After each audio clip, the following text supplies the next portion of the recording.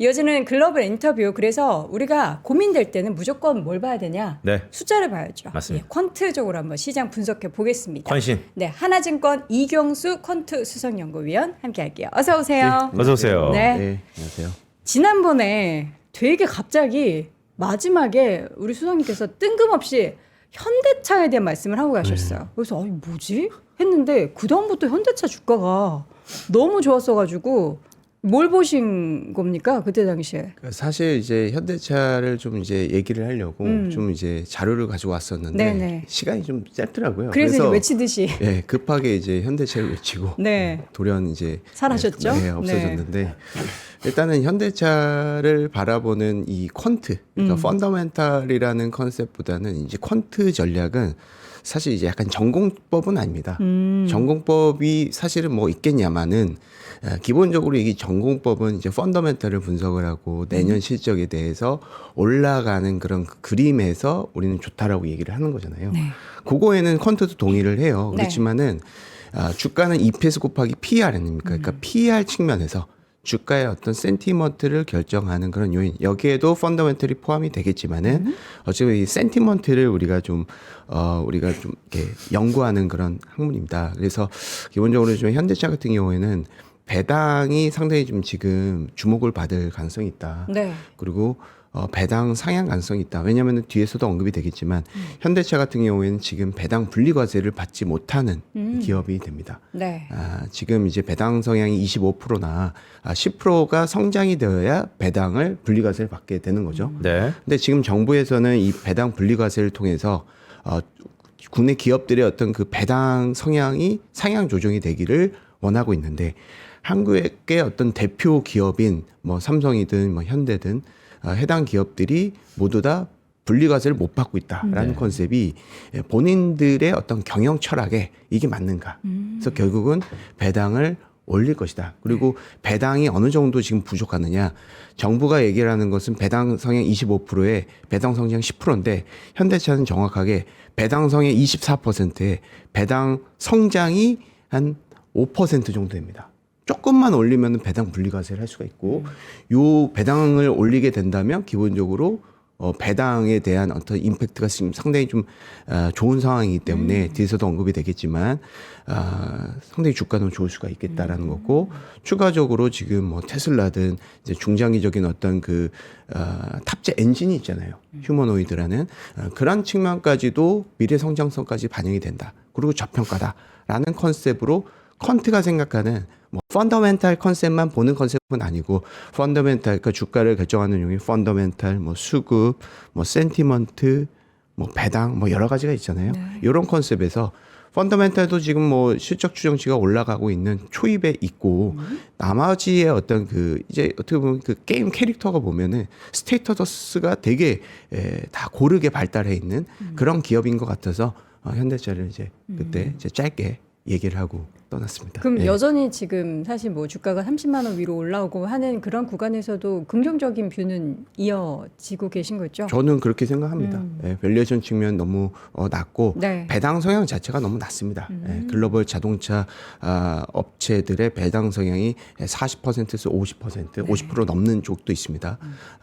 물론 저평가긴 하지만 현대차보다는 밸류에이션이 높은 글로벌 이제 메이저 업체고요. 그래서 그런 측면에서 보면 이제 현대차는 아직까지는 좀 저평가고 어찌됐건 이제 내년 2월달에 현대차가 배당 공시를 합니다. 네. 그리고 배당을 예정을 하고 이제 주게 되는 거죠. 그래서 그런 측면에서 봤을 때는 내년 초에 그리고 어떤 시장의 어떤 상승세가 약간 둔화됐을 때 그리고 AI 외에 다른 어떤 그 먹잇감을 찾는 우리 투자자들 입장에서는 상당히 좋은 타겟이 되지 않을까 이렇게 저희가 지금 생각을 하고 있습니다. 이경수 위원이 봤을 때 AI 다음은 시장의 고민은 현대차, 자동차가 될 수 있다? 아니면 현대차가 되는 거다? 아니죠. 중장기적인 흐름은 AI가 가져가지만 AI가 이게 자대고 이렇게 우리가 이렇게 올라가는 주가 차트는 없잖아요. 그쵸. 항상 이제 등락이 있죠. 그렇죠. 우리가 과거 이제 후행적으로 봤을 땐 추세선을 이렇게 그리지만 그 추세선을 반으로 갈라 보면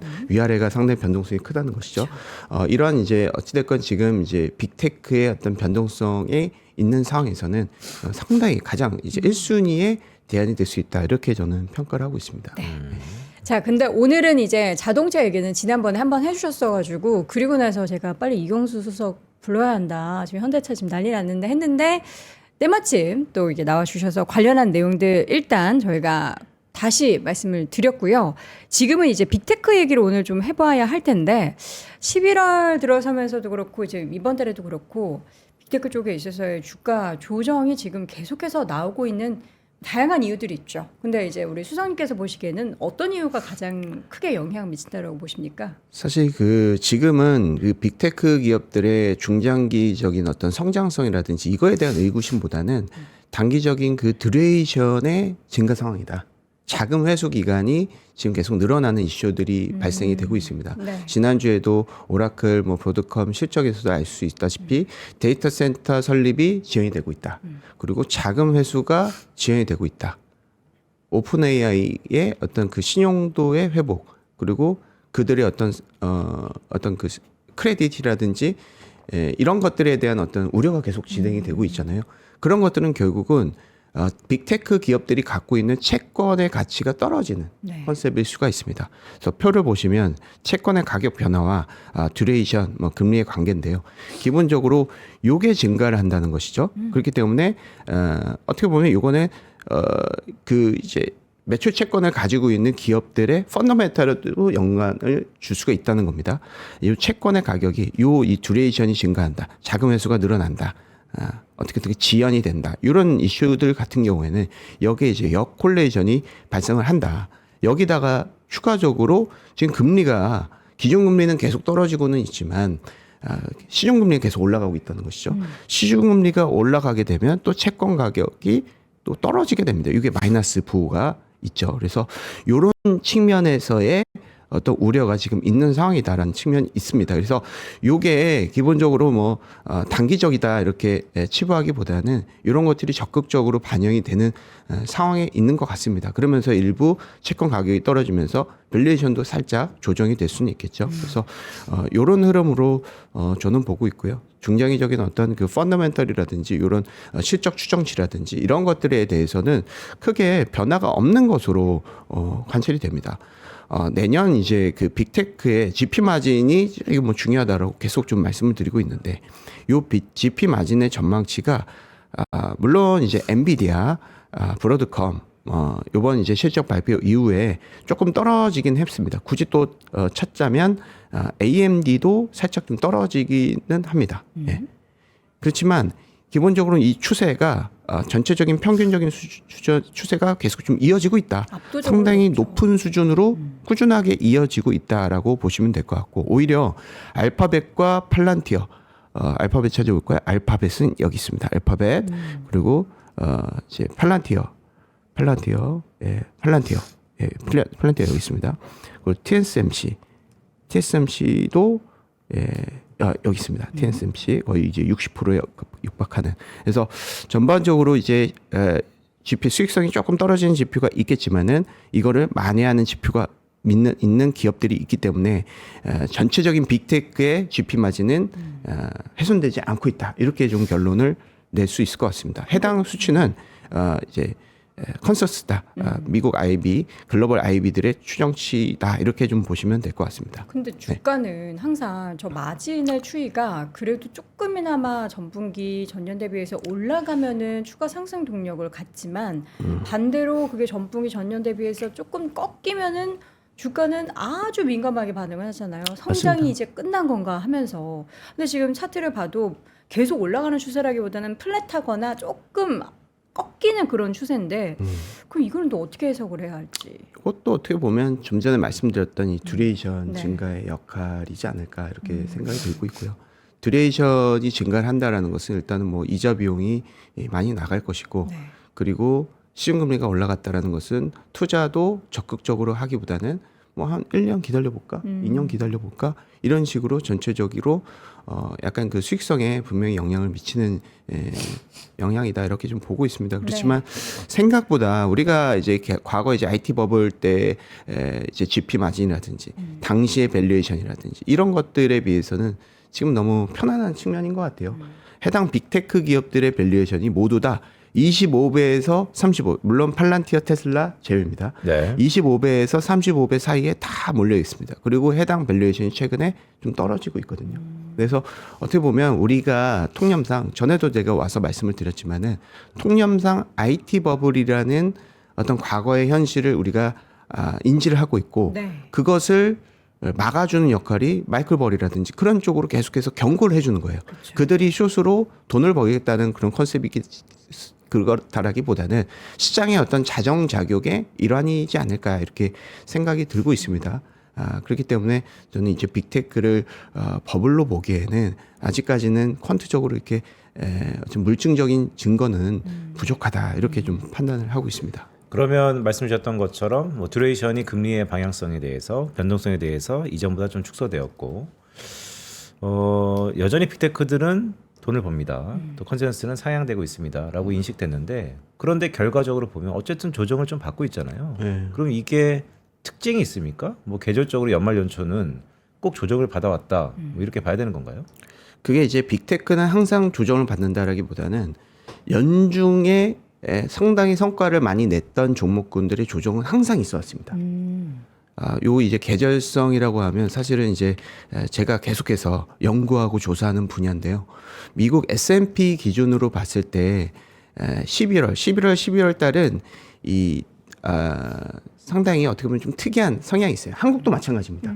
모두 다 이제 결산을 한국도 그렇고 미국도 그렇고 결산을 갖다가 12월 30일 날 하고 양도세 기준도 11월 31일입니다. 네. 그렇기 때문에 그때 나타나는 어떤 특이한 현상이 있을 수가 있다라는 것이죠. 그리고 일단 이제 그 표를 좀 먼저 볼까요? 일단은 1월 달에 낙폭과대 팩터가 급등을 하는 그런 측면을 보죠. 제가 왜 주가 1개월 낙폭과대 팩터를 가지고 왔냐면 지금 빅테크 기업들이 해당 팩터에 거의 최상단을 그냥 도배를 하고 있습니다. 주가 1개월 동안 가장 많이 빠졌던 게 뭐냐? 그냥 빅테크거든요. 네. 해당 기업들을 어떻게 될 거냐라는 컨셉으로 봤을 때는 요 낙폭과대가 12월 달에 굳이 반등할 유인이 없다라는 것이죠. 왜냐하면 12월 달에 이런 계절성, 기존의 성과를 수익 배분을 한다. 그렇기 때문에 수익 배분을 해줘야 수익자들한테 돈을 줘야 내가 성과급을 받거든요. 기관 입장에서 보면. 그래서 불클로징이라고 많이 얘기를 합니다. 그런 측면이 있고 그리고 지금 이제 양도세를 좀 말씀을 드리면 주가가 빠졌어요. 근데 양도세 우리가 절감하기 위해서 연말에 미국 주식을 팔아봤던 경험이 있으시죠? 그런 측면이라고 볼 수가 있는 거예요. 어찌됐건 올해 많이 성과를 냈던 부분들은 기존의 초기 투자자고 뭐 레버리지도 안 하고 그런 컨셉에서는 좀 전에 초반에 말씀드렸던 이 차익 실현 수요가 있는 거고 빅테크의 어떤 그 주가의 고점에 들어갔던 분들이나 과도하게 레버리지를 튀었던 분들은 최근 하락을 통해서 수익률이 마이너스로 전환됐을 가능성도 있다. 네. 그런 분들은 양도세 절감을 위해서 오히려 손절할 가능성이 있다. 이거는 한국 투자자, 미국 투자 똑같습니다. 네. 양도세 그 평가 기준은. 그렇기 때문에 손절의 수요도 11월 달에 특히 증가를 한다. 다만 1월 달에는 이런 이슈들이 없어졌기 때문에 1월 달에 이 낙폭과대 팩터, 지금으로 따지면 빅테크 기업들이 반등할 수 있는 그런 흐름들이 계절성으로 관찰이 된다는 것이죠. 그래서 저는 이제 사실은 빅테크의 조정이 계절성의 영향이 크다라고 보고 있습니다. 이것은 말씀드렸다시피 서두에서도 말씀드렸다시피 전공법이라고 볼 수는 없어요. 약간 그 통계적인 컨셉이라든지 수급적인 컨셉, 센티먼트를 반영한 수치이기 때문에 전공적으로 볼 수는 없겠지만 저는 이제 시장을 결정하는 요인이 펀더멘탈로 100% 설명되지 않는다라고 생각을 하고 있어요. 항상 그렇습니다. 저는 그렇기 때문에 이 빅테크 기업들은 저는 1월 달에는 충분히 반등할 수 있을 힘을 가지고 있다. 그런 분위기를 가지고 있을 것이다. 매년 나타났던 흐름이었다. 이렇게 볼 수가 있을 것 같고 추가적으로 한 가지만 좀 더 말씀을 드리겠습니다. 빅테크한테 조금 더 맞는 팩터가 있어요. 이거는 주가 눌림목 팩터이기도 합니다. 그리고 중장기적으로 1년 동안은 누구보다도 많이 상승을 했는데 1개월 동안 좀 떨어진 종목군들을 기본적으로 주가 눌림목 종목으로 우리가 정의를 했을 때 해당 기업은 더 빅테크 일 수가 있겠죠. 해당 팩터들도 빅테크가 상위로 완전히 도배가 되는 그런 컨셉이라고 볼 수도 있습니다. 그래서 우리가 많이 하는 전략일 거예요. 추세성, 이 기업들의 어떤 펀더멘탈은 중장기적으로 우상향이다. 하지만 내가 이건 너무 주가가 비싸니까 단기적으로 좀 조정을 해서 이걸 사야지 라는 컨셉이 연말에 먹히지 않는다는 거예요. 굳이 아까도 말씀드렸다시피 차익 실현 수요가 있고 손절 수요가 있기 때문에 굳이 12월에 하기보다는 1월달, 2월달에 하는 것이 성과 측면에서 의미가 있다라는 것을 계절적인 통계 결과를 통해서 제가 말씀을 드리는 겁니다. 그래서 이것은 2017년도부터 현재까지의 월 평균 성과이기 때문에요. 어느 정도 좀 믿을 수 있는 컨셉인 것 같고, 그리고 이런 주가 눌림목 전략, 1년 동안 주가가 올랐는데 1개월 동안 많이 빠졌던 종목군들의 전략은 연말 빼고는 거의 이제 상당히 높은 성과를 기록을 합니다. 그래서 어떻게 보면 성장하는 그런 시장에서는 이런 눌림목 전략이 저는 핵심 전략이라고 보고 있고, 요 타이밍 측면, 단기적인 타이밍 측면에서는 1월 달이 상당히 좀 좋을 수가 있다. 그 얘기는 12월 달이 저점이 될 수가 있기 때문에 12월 달에 저점에 대한 액션, 그 저점 매수에 대한 액션은 의미가 있다. 다만 12월 달에는 수익을 바라지 말자. 1월 달에 수익을 줄 것이다. 그러니까 지금은 우리가 항상 담으면 다음 주 올라야 되고 내일도 올라야 되고 이런 생각을 갖기보다는 그냥 지금은 12월 달에는 우리가 어떻게 보면 매매에 대한 노력을 투여를 하고 수확은 내년 초에 우리가 얻는 그런 전략으로 생각하는 것이 좋겠다라는 생각입니다. 예. 빅테크 종목 미국에서도 저런 흐름이 보이면 우리나라도 어떻게 좀 비슷한가요? 우리나라도 뭐 삼성전자, SK하이닉스 올해 많이 올랐으니까 예. 그럼 12월에는 조금 말씀해 주셨던 그런 맥락과 비슷하게 변동성이 연말에 있고 그다음에 내년에야 다시 한번 어떻게 좀 수익을 누릴 수 있을지. 한국도 계절성이 똑같이 있습니다. 예. 연말 연초에는 방금 말씀드렸던 차익 실현 수요, 손절 수요는 없습니다. 손절 수요는 없고 차익 실현 수요는 있고, 왜냐하면 손절 수요 같은 경우 한국은 양도세가 없잖아요. 대신 그 배당 차익 프로그램이 들어옵니다. 네. 배당 차익 프로그램이 들어온다는 것은 현물을 코스피 200을 현물을 매수하고 선물을 매도하게 되면 이 투자자들은 똑같은 동등한 가정으로 봤을 때는 배당 쿠폰만 가지고 갈 수 있는 거예요. 연말에 특이하게. 그러면 내가 꽁돈으로 그냥 1% 2%를 벌게 되는 거죠. 네. 그런 컨셉이 되기 때문에 기본적으로 패시브 그 매수는 시스템으로 다 이제 고르게 사게 되는 거죠. 코스피 200을 고르게 사게 되면 기본적으로 펀더멘털 롱숏이 깨지게 됩니다.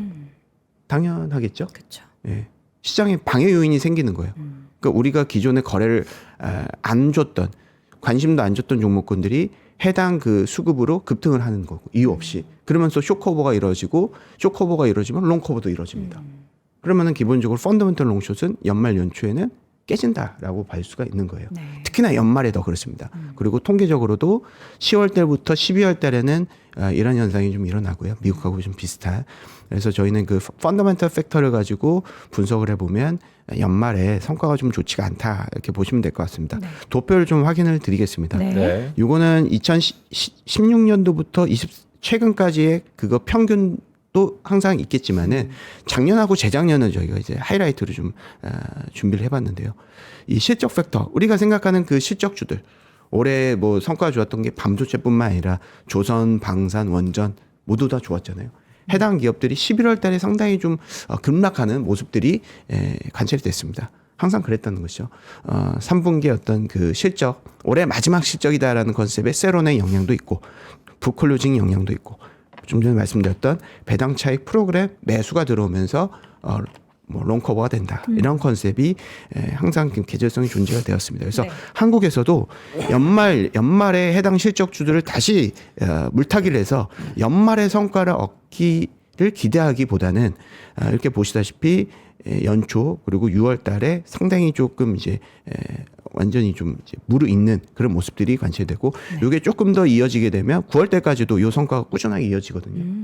그래서 펀더멘털 투자에 대한 우리가 그 악재, 펀더멘털 투자를 하신 분들, 전공법을 하시는 분들이 특히나 힘든 것이 10월 달부터 12월 달이기 때문에 조금만 더 버텨라 라는 컨셉으로 제가 좀 말씀을 드리는 거고, 거의 이제 힘든 시기는 끝난 게 아닌가. 그래요? 그렇게 생각이 듭니다. 근데 계절적인 측면에서는 네. 충분히 펀더멘탈이 연초에 되살아나는 컨셉이 항상 명확해 왔다. 이것만 기여를 하시면 될 것 같습니다. 네. 그러니까 말씀을 쭉 들어보니까 뭐 계절적으로는 그럴 수 있다라고 생각을 하는데, 거기 가장 중요한 것은 올해 수많은 주도주 스타들이 있었잖아요. 그러면 그것은 그동안 주도주가 지금 잠깐 눌리면 지금이 사야 될 때다, 지금이 기회다 이렇게 들리는데, 거기에 가장 근간에는 그런 주도주가 내년에도 이어집니까? 주도주는 어떤 주도주는 뭐 1년, 어떤 주도주는 뭐 5년. 주도주의 글쎄 뭐 하나증권에서는 주도주의 흥망성쇠는 이번 주가 추세의 흥망성쇠와 동일하다라는 컨셉이 있긴 하지만 그 말씀은 각자의 포트폴리오에서 내 주도주가 그동안 얼마나 달려왔는지에 따라서 지금 계속해서 사도 되는지 아니면 그런 거 상관없이 그냥 많이 올랐으면 지금 눌리면 사자. 어떤 쪽에 좀 더 가깝나요? 제가 이제 아무리 퀀트지만 핵심적인 1순위는 펀더멘탈이 되겠죠. 내년 실적을 어디에 이제 어느 업종, 어느 종목이 많이 버느냐. 지금 이제 저희가 이제 조사를 해보면 올해 이제 하반기부터 한국 실적 추정치가 올라가기 시작을 했는데 여기에서 어떻게 보면 97%가 삼성전자고 하이닉스의 실적 상향 추정치였어요. 그러면 내년의 실적은 반도체에 몰려 있다. 완전히 쏠려 있다. 이렇게 보시는 게 맞는 것 같습니다. 그래서 그런 트렌드는 이어진다라는 그런 가정에서 제가 이제 한 가지를 더 말씀을 드리면 주도 업종군들이 3년을 이상을 간 적은 없었다. 통계적으로 이것도 좀 말씀을 드립니다. 표지를 이제 보시면 이제 도표를 좀 보시면 이제 전 업종군이고요. 그리고 전 업종군들의 1년 수익률을 저희가 분석을 해봤고 녹색은 엄청 촘촘한데 저게 몇 년도부터입니까? 2009년도부터 2025년도입니다. 글로벌 금융위기 이후에. 예, 1년 성과를 25년도 같은 경우에는 전일 종가 기준으로 했고요. 요게 이제 녹색불을 켜졌다라고 하면 요 가로선에서 가장 수익률이 높았던 주도 업종이었다라는 것을 의미를 합니다. 네. 근데 요게 만약에 3년 이상 뭐 주도주가 3년, 5년, 10년 있는 쪽이 있다라고 하면 요 표시가 꾸준하게 그냥 아래로 쫙 일직선으로 내려가겠죠. 네. 근데 보시다시피 뭐 2009년도, 11년도 자동차 그리고 최근에 뭐 전기 장비, 뭐 방산, 조선 모두 다 약간 3년을 맥스로 보고 끊겨 있습니다. 그죠? 전기 장비는 이제 4년이지만 이때는 이제 코로나 시기가 좀 뽑혀 있었던 것 같습니다. 그래서 8%라도 이게 불빛이 켜진 것 같아요. 상위 10%이기 때문에. 그렇지만 이걸 이제 제외한다면 3년 정도의 연간 수익률이 탑을 찍고는 그 다음에도 탑을 찍었던 업종은 없었다. 이렇게 좀 생각을 해볼 수도 이거를 이렇게 있을 것 세로로 같아요. 봐야 되는 거군요. 그러니까 전기 장비는 지금 코로나를 포함해서 4년째 접어든 거고 맨 오른쪽에는 조선은 지금 맞습니다. 3년째. 예. 조선은 3년째 지금 주도주였던 거고 전기 장비는 이제 또 3년, 방사는 한 2년, 조금 더 넓게 보면 이제 5년이지만 중간에 좀 잘려 있는 게 있네요. 상사도 21년도에서 23년도 3년, 반도체는 길어야 2년. 그렇죠? 그래서 기본적으로 이 주도주가 3년 이상 못 간다라고 하면 우리가 이제 여기에서 함의를 할 수 있는 부분이 좀 있는 것 같아요. 전기장비, 방산, 조선은 지금 올해가 이제 3년 차고 내년이 4년 차잖아요. 네. 그럼 그들이 내년에도 올라갈 수 있을지에 대해서 그거는 이제 생각을 해봐야 되는데 해당 실적 측면에서는 랭킹 측면에서는 무리가 없습니다. 다만 해당 업종군들은 전년 그리고 전년도에 대비해서는 이익 그로스가 내년에는 많이 둔화되는 측면으로 관찰이 됩니다. 그래서 그런 측면에서 보고 그리고 지금 이제 반도체, 기계라고 하면 여기에 이제 두산 에너빌리티가 들어가 있고요. 원전? 그렇죠. 원전 이제 기기, 전력 기기 쪽도 여기 들어가 있는 것 같습니다. 그러니까 유틸리티 쪽도 올해가 1년 차입니다. 그래서 어떻게 보면 해당 업종군들은 모두 다 실적이 좋아진다라는 그런 이제 공통 분모를 가지고는 있지만 이렇게 이제 퀀트적으로 봤을 때 그리고 통계적으로 봤을 때 퀀트가 아니고 그냥 우리가 이제 주도 업종 소위 얘기해서 2, 3년 이상 못 간다라고 얘기를 흔히 많이 하시잖아요. 네. 네. 그런 컨셉에서 실질적으로도 보니까 통계적으로 보니까 3년 이상 가는 업종군들이 상당히 희소하다. 근데 내년에 전기 장비 방산 조선이 상승 4년차를 맞이할 수 있을까? 오히려 그거보다는 물론 그럴 수도 있습니다. 상반기, 하반기 연간으로 봤을 때 또 다른 얘기일 수도 있겠지만 네. 그거보다는 반도체, 기계, 유틸리티가 조금 더 추가적으로 상승할 수 있는 룸이 있는 것이 아닐까라는 생각도 일단은 좀 이제 전공적이 아닌 그런 측면에서 한번 좀 생각을 해봤습니다. 예. 내년에 이제 반도체의 주도주 가능성은 우리는 이제 다들 긍정을 생각을 하고 있는데도 이렇게 숫자로 보고 표로 쭉 보니까 더 뭔가 그 이야기에 힘이 실리긴 하네요. 기대를 한번 해보도록 하겠고 자, 우리 시장에 있어서 그러면은 일단 뭐 반도체도 그렇고 이런 내년도 실적에 대한 기대감이 있는 종목들은 말씀해 주셨던 것처럼 연말에 담아라라고 하는데 이미 그러면 이만큼 가득 갖고 계신 분들은 그냥 어떻게 좀 기다릴까요? 그렇죠. 많이 가시셨던 분들은 연말에 스트레스가 많이 있었을 것 같긴 한데요. 지금도 있고 앞으로도 조금 그렇습니다. 이제 있겠죠. 근데 네. 지금 어떻게 보면 만약에 이제 다른 부업을 통해서 약간 현금 확보가 좀 됐다라고 하면 네. 추가적으로 더 사라. 매수를 할 수 있는 기회가 될 수 있다. 이게 제가 이제 어떻게 보면 퀀트적으로 모델을 만들어 놓고 운용을 하라고 하면 지금 계속 이제 물타기를 했을 것 같아요.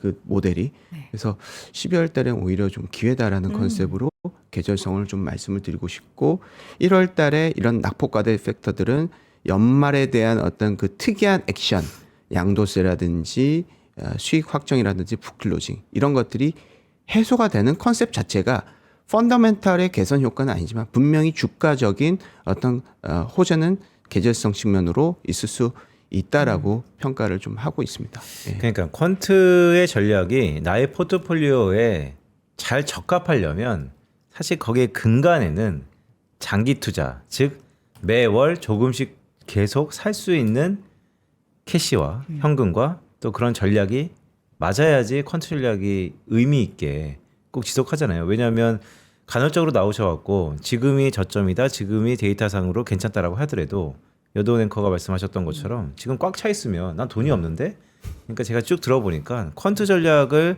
나의 전략으로 잘 승화시키려면 그런 전략적인 자세가 돼 있어야겠군요. 매월 조금씩 산다, 그리고 꾸준히 산다. 맞습니다. 일단은 이제 자산 배분 컨셉과 약간 비슷할 수 있는 것 같은데 기본적으로 이제 몰빵 투자는 없는 거죠. 모든 어느 정도 현금이 있어야 이런 계절성을 좀 어느 정도 역용할 수 있는 겁니다. 내가 좋다고 생각하는 그 순간, 그 펀더멘탈이 좋다라고 생각하는 그 순간이 내가 1번이 아닐 수도 있다는 것이죠. 그렇기 때문에 그 종목군들 그 당시에 100% 투자를 한다라는 것 자체는 퀀트 투자 컨셉으로 봤을 땐 조금 좀 위험하다. 네. 그러니까 오히려 그렇게 한다면 그렇게 하기보다는 현금 어느 정도 갖고 있고 이런 계절성을 이용하거나 아니면 뭐 분할 매수를 한다거나 이런 컨셉으로 조금 그 리스크를 조금 해지를 하는 전략이 일단 퀀트적으로는 좀 맞지 않겠나. 그리고 기본적으로 어떤 종목군들을 하나를 산다라는 컨셉이 퀀트적으로는 좀 사실은 조금 이제 생소해요.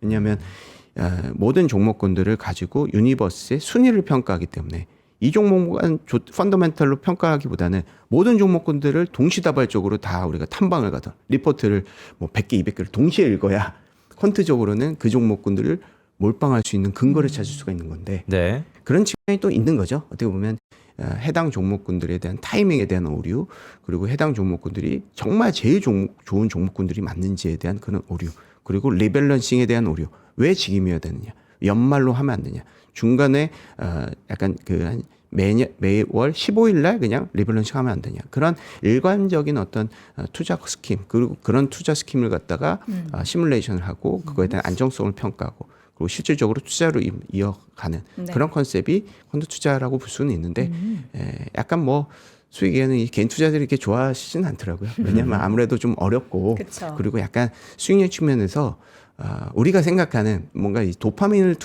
막 이렇게 느낄 수 있는 그런 투자가 될 수는 없습니다. 하지만 되게 안정적으로 꾸준한 성과를 조금 이뤄왔던 그런 글로벌 퀀트 투자가 상당히 좀 많다라는 네. 것도 좀 아셨으면 좋겠습니다. 그러니까 그 말씀은 좀 귀감이 되는 것 같아요. 왜냐하면 우리가 주식 투자를 하는 이유 중에 여러 가지가 있겠으나 인생을 바꾸려고 투자하시는 분들은 인생이 다른 쪽으로 바뀌는 사람들 많이 봤습니다. 그래서 캐시카우 측면에서 우리가 또 다른 삶을 양유하는 재테크 수단으로서는 퀀트 전략이 충분히 의미가 있다는 생각이 드는데, 어쨌건 이 다음 컨셉이 연말이다 보니까 배당 분리과세, 그게 현실이 되면, 실현이 되면 그 이후에는 전략이 뭐 바뀝니까?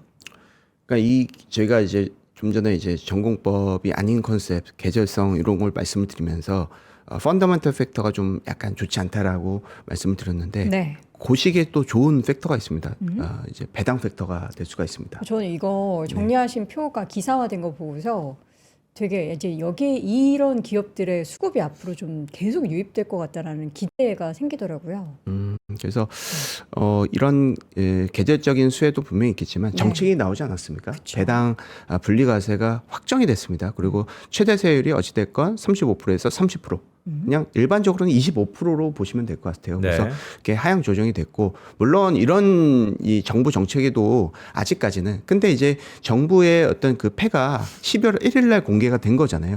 여기에 지금 이제 기업들이 고민을 많이 할 겁니다. 그래서 여기에서 이제 배당이 상향 조정이 되는 공시가 나올 수 있을지에 대해서는 조금 더 지켜봐야 되겠지만, 이제 정부의 패가 보여줬기 때문에 이제 배당은 상향 조정이 될 수 있는 그런 흐름이 나타나지 않을까 이렇게 생각이 들고 있고, 배당에 대한 기대감은 계속 있습니다.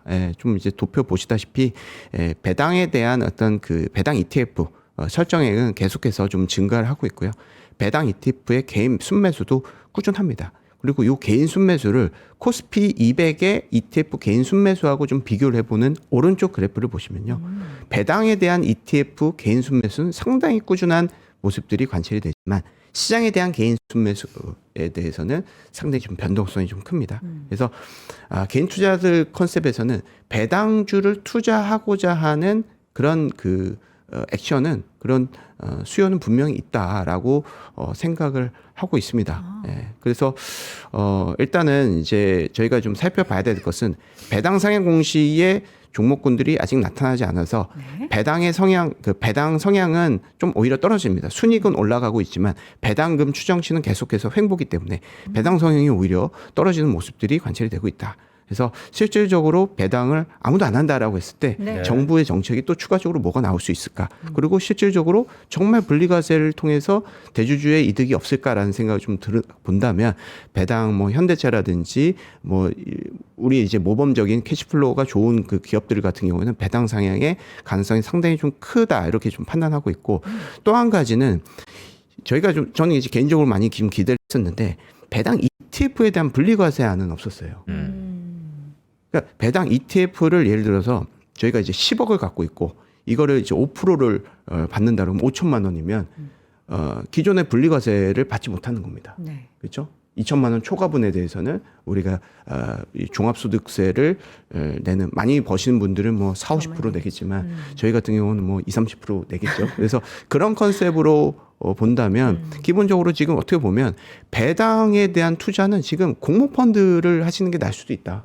그렇죠? 공모펀드 같은 경우에는 다 분리과세거든요. 네. 그렇죠? 어떻게 보면 분배를 안 하기 때문에 요거 기준가로 이제 계속 쌓여가는 컨셉에서는 이제 모두 다 한 14%의 분리과세를 갖고 있다라는 컨셉으로 보면 될 것 같고, 배당 ETF로 우리가 굳이 배당을 받고 싶어서 했는데, 우리가 물론 이제 4억 미만의 투자분들은 해당 사항이 없습니다. 네. 그렇지만 4억 이상의 상당히 좀 있으신 분들 같은 경우에는 오히려 배당 ETF를 매수를 하게 되고 그걸 보유하고 있고 배당을 받는 컨셉에서 보면 분리과세안이 나왔는데 이거에 대한 혜택을 받지 못한다는 것이죠. 그래서 그거에 대한 어떤 리스크는 좀 있다라는 컨셉, 그리고 배당 ETF에 대한 어떤 그런 그 정책도 좀 기대를 해볼 수가 있지 않겠느냐. 왜냐하면 개인들은 지금 ETF로 모든 투자를 많이 하신 분도 상당히 좀 많고, 그렇죠. 이렇게 말씀드렸다시피 배당 ETF에 대한 순매수 추이가 상당히 높기 때문에 그런 측면이 있습니다. 그리고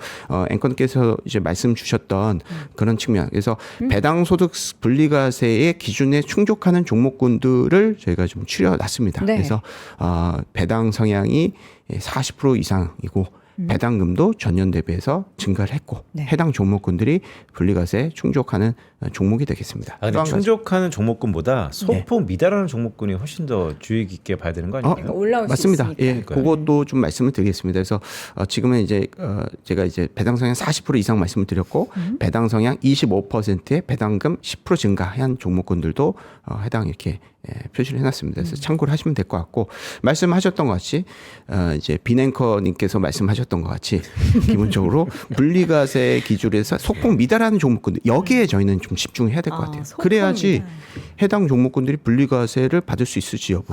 그리고 해당 기업들은 저희가 이제 대기업 위주로 이렇게 뽑아왔기 때문에 해당 종목군들이 배당을 상향 공시했어? 그러면 기관 투자들, 외인 투자의 입장에서 매수할 종목, 매수할 수급은 저는 기본적으로 상당히 많다라고 보고 있습니다. 그래서 지금 보면 현대차하고 삼성전자는 배당 성향이 현대차는 배당 성향이 우선주 포함하면 29%이기 네. 때문에 배당 성향 충족은 하지만 배당 성장은 1%밖에 되지 않습니다. 그래서 수도에 제가 약간 좀 오류가 있었는데 요 수치를 봐주시면 될 것 같습니다. 네.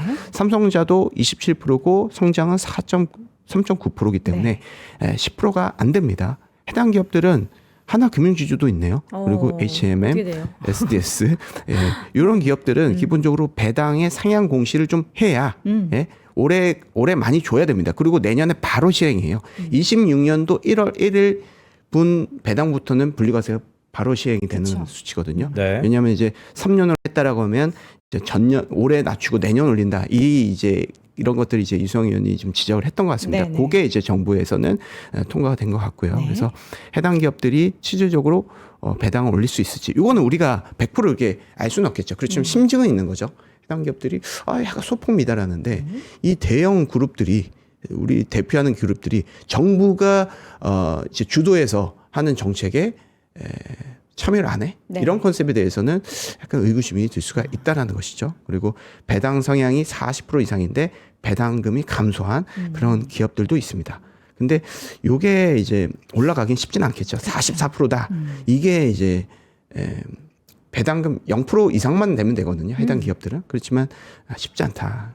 요거는 이제 좀 쉽지 않다라고 좀 보고 있고 배당 성향 25% 이하고 배당금 증가는 10% 이상. 근데 배당 성향이 24%, 20% 이상은 적어도 돼야 되겠죠.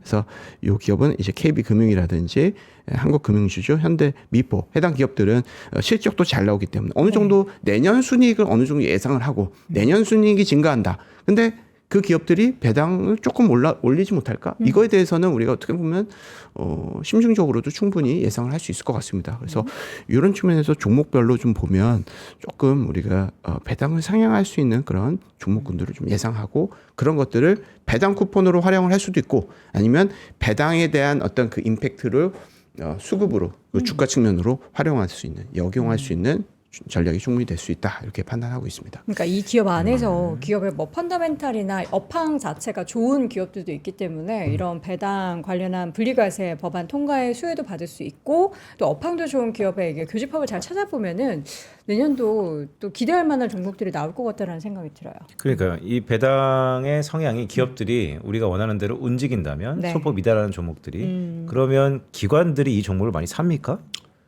그럴 수밖에 없습니다. 예.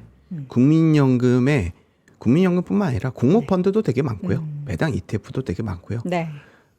이제 거의 대부분 그러니까 위탁의 한 50%는 그 액티브 아닙니까? 액티브에서 상당 부분 한 20% 30%가 배당 펀드로 알고 있습니다. 네. 그렇기 때문에 기본적으로는 어떻게 보면 국민연금은 배당 스타일에 대한 알파에 대해서 투자를 한 거죠. 네. 그리고 배당 쿠폰과 그 배당에 우리가 이제 글로벌 대비해서 배당성이 너무 낮기 때문에 네. 배당이 앞으로 상향 조정이 될 여지가 충분하다, 업사이드가 있다라는 그런 가정에서 배당주를 투자를 한 것이고 네. 그것이 상당히 좀 많이 적중을 했었죠. 작년 올해 모두 다 배당 주들의 성과가 좀 좋고 네. 배당주들의 성과에 대해서는 배당주 우리 ETF 주가를 보시면 아시다시피 거의 이제 종고점 수준까지 계속 다 올라와 있거든요. 네. 그래서 배당주에 대한 관심도 저희가 뭐 계절성 측면뿐만 아니라 이 배당에 대한 컨셉을 뭐 배당주를 단타하자 이런 컨셉보다는 저희가 꾸준히. 이런 이 모멘텀도 있기 때문에 중장기적인 투자 컨셉으로 어떨까 네. 이렇게 좀 말씀을 드리고 있습니다. 알겠습니다. 자, 오늘 또 AI 테크 기업들 그리고 연말의 시장에 있어서의 계절성 마지막으로 배당소득 분리과세 관련해서 투자 아이디어까지 확인해봤고요. 이 자료는 저희가 신의 자료실에 업로드 되기 때문에 여러분들 참고해주시고 자료 열심히 만들어주신 우리 이경수 수석님을 응원하는 마음으로 좋아요 한 번씩 눌러주시기 바랍니다. 글로벌 인터뷰 하나증권 이경수 퀀트 수석연구위원과 함께했습니다. 고맙습니다. 감사합니다. 고맙습니다. 네. 자, 오늘도 월스트리트 모닝 브리핑 함께 하셨습니다. 내일 오전 6시에는 저희 또 마이크론 테크놀로지 실적 가지고 돌아오도록 할 테니까요. 함께 해주시기 바랍니다. 여러분 오늘도 고맙습니다. 고맙습니다.